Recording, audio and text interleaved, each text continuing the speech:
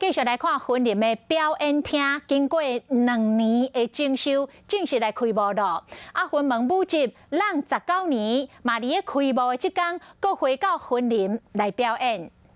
婚礼表演厅经过足足2年的修理，伫所有婚礼乡亲的期待下，重新开幕。让19年无伫遮表演的出名舞团婚门舞集，嘛伫遮回归表演。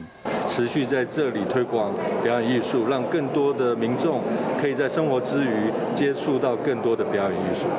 修理的总经费1亿500万，针对表演专业的设备、基础设施、观众席、消防安全等等软硬体进行优化，提供更加优质的表演环境。内进绵薄了，见证了1500万。